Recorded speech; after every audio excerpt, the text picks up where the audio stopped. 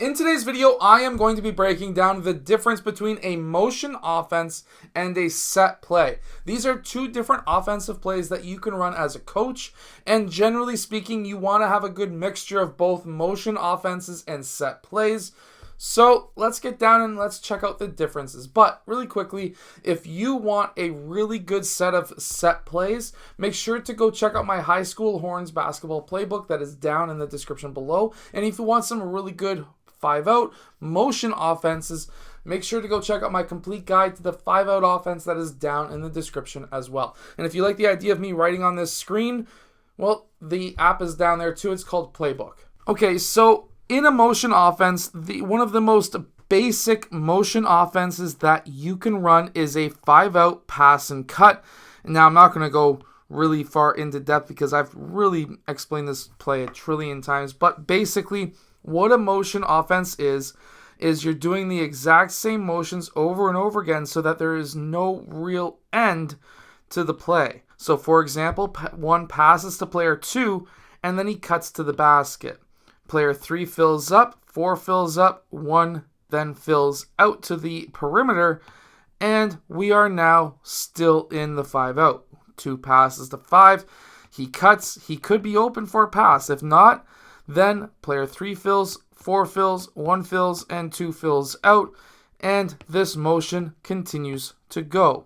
There is no real end to the play. 5 cuts here, pops back out. Let's say they pass up top. 3 cuts, 5 fills, and then 3 fills back out. In a motion offense, there is zero ability to end the play.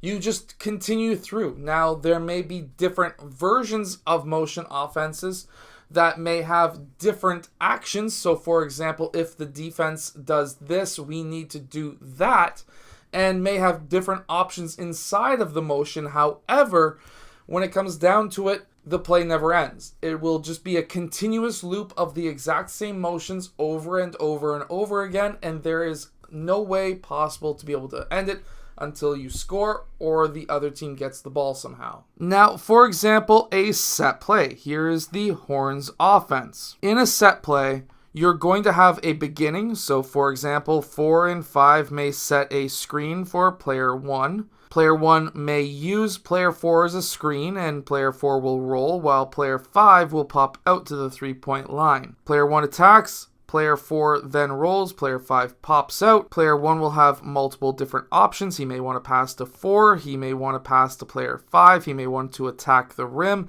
We could have player 2 lifting to be able to get his defender out of the way. We may have player 3 lifting to get his defender out of the way. But now that play is essentially over. Now you can have continuations. So for example, player 1 may dribble out because there was no options. Player 4 could dribble out. Now we're in a 5-out, pass, cut. We could go back into a motion, which is something that I like to do. I always like to finish off a set play with a motion offense. But in a set play, the biggest takeaway from this is in a set play, there is an end to the play. You have a start, a middle, and an end. Now you may have multiple different options inside of a set play. For example, you may have a pin down style screen off of a 5-out. Player 3 and 2 may lift.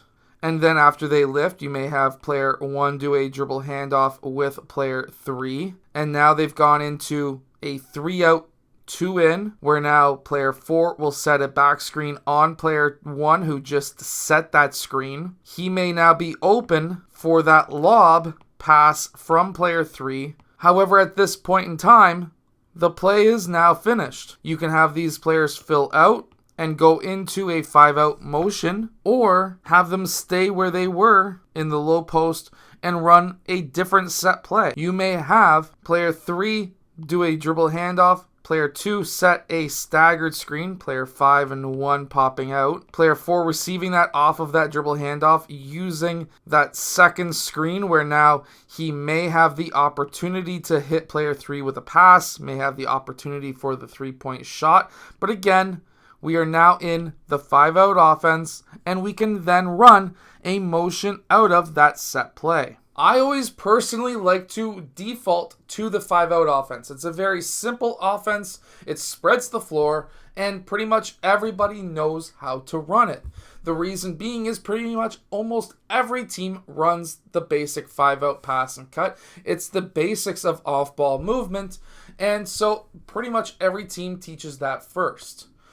Now, this is the difference between a motion and a set play. A motion you continuously run through, and I've said this throughout the entire video, and a set play is you run it once, and then it's dead, and you got to figure out a way of trying to do something next. I hope that this video has helped you. If it has, hit that like button and subscribe, and I'll see you guys again in my next video.